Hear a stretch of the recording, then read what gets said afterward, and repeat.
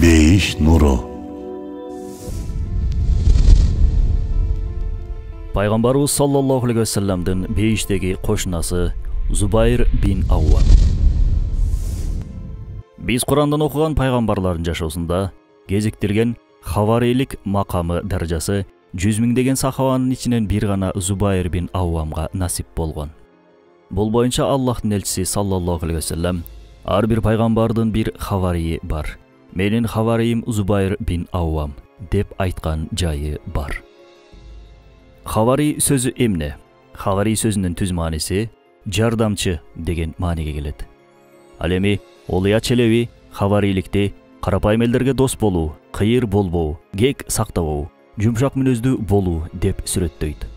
Бул сөздү Азирети Зубайрдын жашоосунан, мүнөзүнөн окуй турган болсок, Аллах жолундагы кызматта жардамчы болуу. Мына ушул жолдо ким бар, ким жок экен деп жоктобостон, ар дайым мен деп алдыга умтулуунун дал өзү хаварийлик. Жогоруда айтылган сыпаттарга арзырлык жашоо өткөргөн Зубайр бин Ауамдын жашоосунун өрнөктүү сабактарынан анда эмесе сиздер менен чогуу пайдаланабыз иншалла.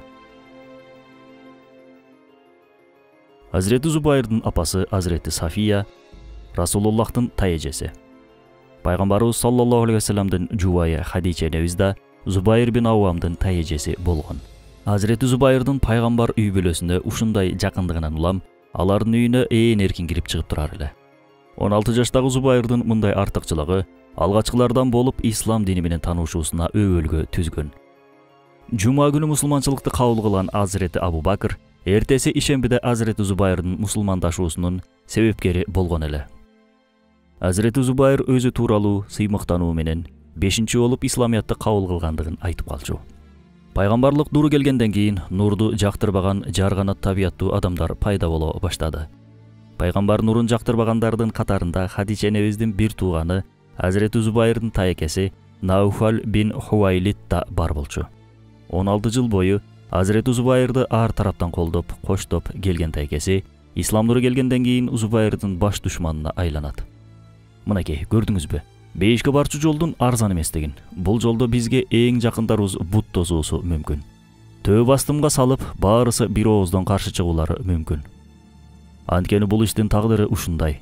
Биздин алтын же жез экенибизди текшерүү максатында алыбызга жараша түрдүү кыйынчылыктардын, каршылыктардын дал келүүсү сыноо дүйнөсүнүн талаптарынан.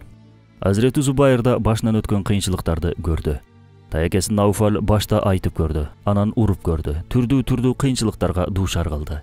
Бирок баары бир болбоду. Жаш жигит ан сайын өткөрлөнө, бир күнүндө Аркамдын үйүнө барбастан өткөрбөдү.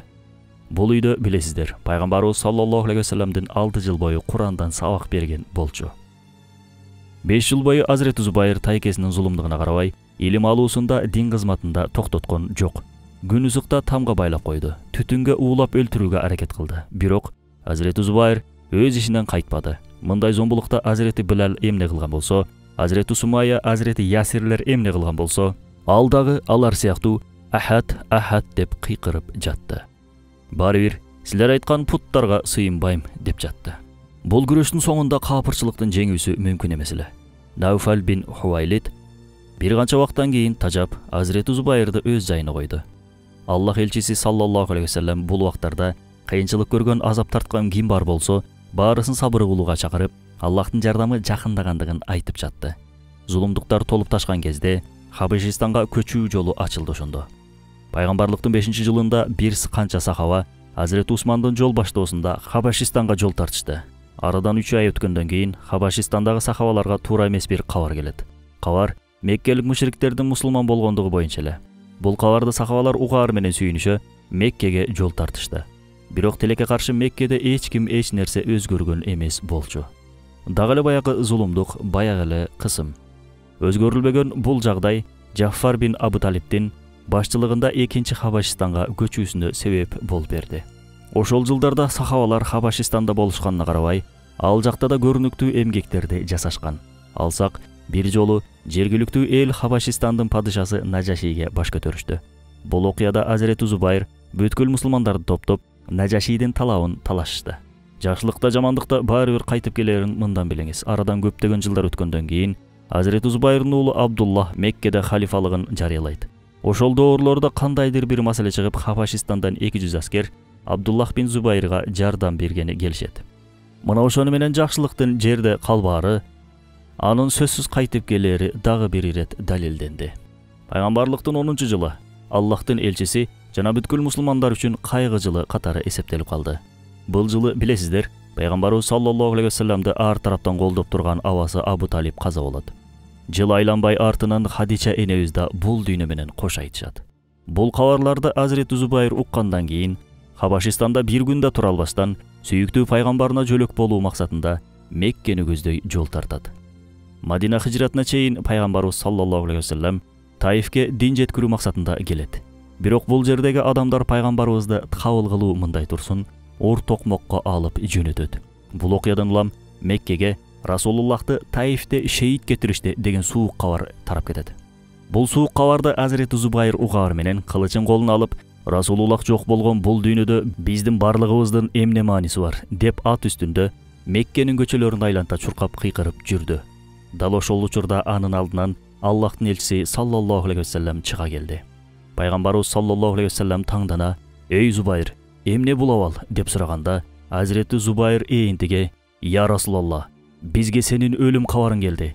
Мен да кылычымды кынынан сууруп чыктым. Аллахка ант ичип айтам. Бул кылыч сени шейит кетиргендерди тындым кылмайынча кынына кирбейт болчу" деп толкундануу менен жооп берди. Бул абалдан аябай ыраазы болгон Аллах элчиси колун жайып: "Менин жанымда Зубайр сыяктуу жигиттер, Зубайр сыңдуу кыйышпас инсандар барлыгына Аллахка шүгүрлөр болсун" деп Аллахка шүгүр айтты. Азирети Зубайр 26-га толгондо үйлөнүүнү чечет. Талха бин Убайдуллах ага Азирети Абу Бакырдын кызы Азирети Асманы ылайык көрүп жаткан. Зубайр бин Аввам Талханын бул сунушуна Абу Бакыр колунда бардар адамдардан: "Менин болсо кылычым менен атымдан башка эч нерсем жок. Кызын мага берет бекен" деп арсар болот ошондо. Ошентсе да жуучулукка барышат. Азирети Абу Бакыр: "Кызымды Зубайрдай бир жигитке бербей, башка кимге бермек элем" дейт.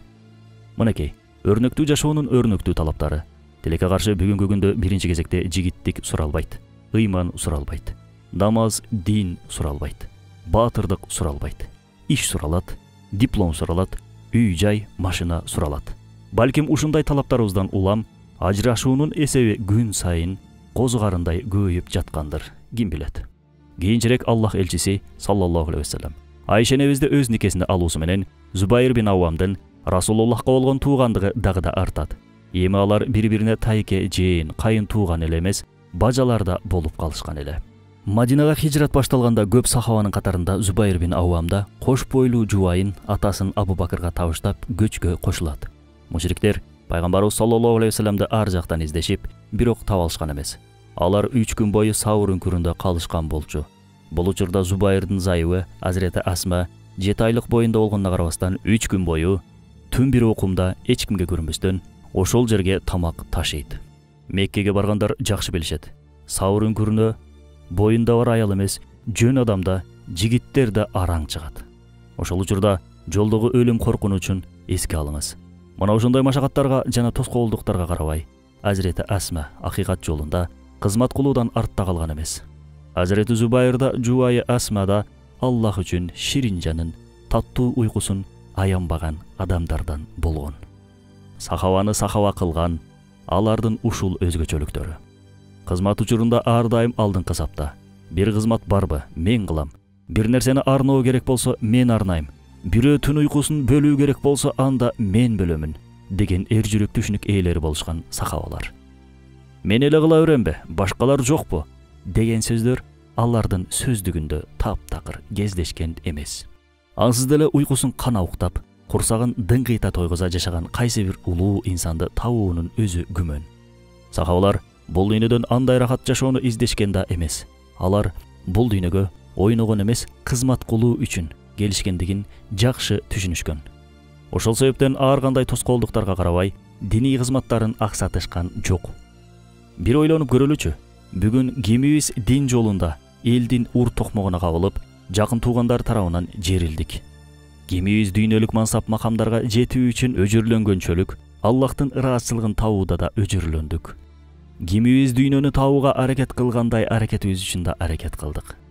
Сахабалардай болуу кыйын. Бирок алар талап кылган бейишке биз дагы талапкербиз. Алардын изинен кетпесек, алардын сезгенин сезип, көргөнүн көрбөсөк, алар барган жерге жетип баруубуз бир аз оор. Максатыбыз үмүттөрдү үзүү эмес, адамдарды пайгамбарыбыз саллаллаху алейхи вассаламдын жолунан, сахабалардын изинен жүрүүгө чакыруу. Колдон келишинче сүннөт жолуна жабышууга үгүттөө. Булардын баары жөн гана икаялар эмес, адамдардын башынан өткөн жашоо өрнөктөрү. Кулагын жырта чапкан Абу Жахилден коркпостон, түн бир окумда Аллах ыраазылыгы үчүн тамак ташыган кош бойлуу аялды элестеттиңизби? Бүгүн тынч жашоодо, жай төшөгүбүздөн Аллах ыраазычылыгы жолунда диний сабактарга бара албай турган абалга келгендигибиз менен ишибиз жок. Анан 5 убак намазды тургузуп алып эле, неге сахабаларга жетише албайбыз деп нааразы болгондорго таң каласың.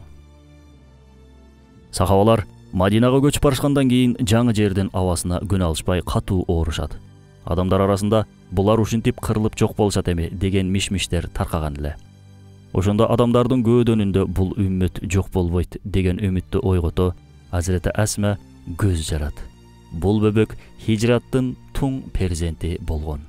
Бул бала Азирети Зубайрдын тарыхта калган эң атактуу уулдарынан Абдуллах бин Зубайр болчу. Анын мүнөзүндөгү өзгөчөлүгү, коркпос эр жүрөктүүлүгү болгон экен. Айрым риваяттарга караганда, жиндер да аны көргөндө коркушчу дешет. Көч Мадинага жайгашып отурукташа баштагандан кийин Бадыр согушу чыга келди. Бул согушта мусулмандардын саны өтө эле аз болчу. Болгону 313 кишиден турган кошуун 1000 кишилик мушрик ордосуна каршы келип жаткан эле. Пайгамбарыбыз саллаллаху алейхи вассалам буга чейин эч болуп көрбөгөндөй колун көккө көтөрүп жалбара: "Я Раббим, ушул 1-3 мусулмандарды кыйрата турчу болсоң, жер бетинде сага ибадат кыла турган эч ким калбай калат" деп дуа кылат. Меккелик мушриктердин Кинане мушриктери менен душмандык жайы болгон. Андыктан Меккелик мушриктер жүрүшкө аттанаарда Кинане уруусу менен душмандыктарын эске албастан туруп согушка чыга алышкан эмес. Аларды түшүккө салып түйшөлткөн маселе Кинане уруусунун Меккеге чабуул коюп койбостугунда эле. Дал ошол учурда Меккелик мушриктер Кинаненин башчыларынан бири Сурака бин Малик менен жолугуп калышат.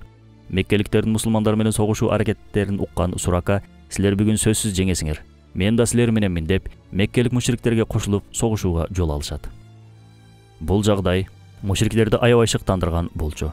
Анткени бизге кол салат бекен же салбайт бекен деп арсар ойго салган душманы аларга жардамга келген эле. Бадыр согушу башталган убакта Сурака мушриктердин жанында турган. Бирок бир убакта согуш талаасынан Зубайр бин Аввамга окшоп сары чалма чалып алган бир канча адамдарды көргөндө Сурака артын карабай качып жөнөйт. Ибн Аббастын жоруму боюнча бул киши Сурака кейпине кирген шайтандын дал өзү болгон. Жада калса Анфал сүрөсүнүн 48 аяты бул окуя боюнча түшкөндүгүн айтышат. Аятта: "Ошондо шайтан алардын кылыктарын кооздоп көрсөттү да, бүгүн адамдардан силерди жеңүүчү жок. Чынында мен силерге жардамчымын" деди. Эки топ аскер беттешкенде ал шайтан терс бурулду да: "Мен силерден оолакмын. Мен силер көрбөгөндү көрүп турамын. Акыйкатта мен Аллахтан коркомун. Аллахтын жазасы катуу" деди. Шайтандын көзүнө көрүнүп, аны качуусуна себеп болгон бир топ кишилер боюнча ушундай риваят бар. Расулуллах саллаллаху алейхи вассалам Бадыр согушунун башында Зубайр бин Аввамды жанына чакырып: "Эй Зубайр, Аллахтын периштелери бизге жардамга келишет. Ал периштенин бири-биринен ажыраткан бир белгилери бар. Кана эле силердин да алардан ажыраткан бир белгиңер болсо" дейт. Бул сөздү уккан Азирети Зубайр бир сары селди таап, аны башына ороп алат. Согуштун жүрүшүндө Аллах элчиси бүткүл периштелерди Зубайрдын сары чалмасында көрдүм деп айтканы бар. Адатта билесиздер, адамдар периштеленишет. Бадырда болсо тескерисинче периштелер Зубайрлашат. Ошол күнү жардамга түшкөн бүткүл периштелер Азирети Зубайрдын кейпинде болушкан. Бадыр согушунда жалпы эсеп менен 70 мушрик өлтүрүлдү. Бул мушриктердин көп бөлүгү эки адамдын кылычынан өз ажалын табышкан эле. Ал кылычтардын бири Азирети Алиге, экинчиси Азирети Зубайрга таандык болгон. Атүгүл бир жолкусунда Убайда бин Саид деген капыр үнүн көтөрүп: "Мага кимиңер чыгасыңар" деп кыйкырып жаткан. Бул киши өзүнүн соотуна ишенүү менен майданга чыккандыгы туруш турпатынан көрүнүп турган. Ал ушундай бир соот кийген болчу, бир көзүнөн башка бүт жери соот менен капталган эле. Азирети Зубайр майданга чыгуу үчүн Расулуллахтан уруксат сурап, эреөлгө чыкты да бир сокку менен мушриктин көзүн найза менен ое чапты. Аллахтын элчиси саллаллаху алейхи вассалам Зубайрдан аябай ыраазы болуп, анын найзасын Бадырдан эстеликтеп өмүр бою сактап жүргөн экен. Хандак согушунда болсо бир риваят боюнча 12 000, башка риваят боюнча 24 000 хизб ордосу мусулмандарга согуш ачканы келишет. Биздин ошондо болгону 3 000 аскерден турган ордобуз болгон. Андыктан душман менен карама-каршы согушуунун алдын алуу үчүн Мадина шаарын айланта 5,5 чакырымды түзгөн ат секирип өтө алгыс чуңкур казышат. Ошол учурда келишим боюнча Мадинада жашап жаткан жөөттөр да бар эле. Бирок пайгамбарыбыз саллаллаху алейхи вассалам аларга ишене алган эмес. Алдыда мушриктерден турган душман, артта болсо жөөттөрдөн куралган Курайза уулдары. Бул учурда Аллах элчисин кыжалат ойго салган Мадинадагы аялдар жана жаш балдар эле. Алардын баарысын бир коргонго топтоп коюшкан болчу. Расулуллах Курайза уулдарынын кыянатынан шекшип, мага ким Курайза уулдарынан кабар алып келет деди.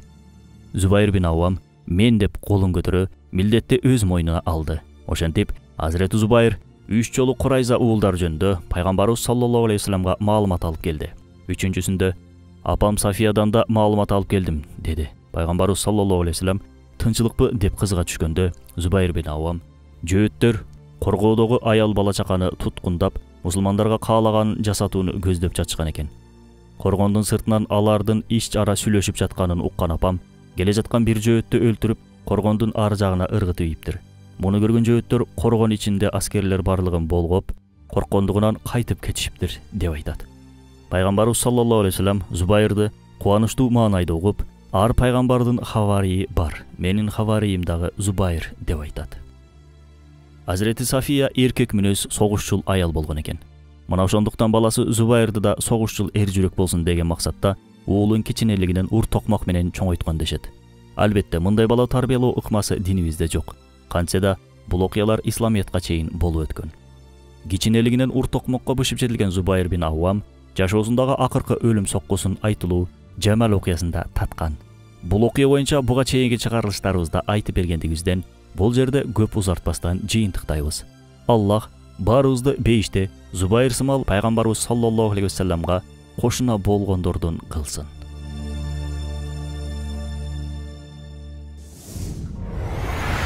Бейиш нуру.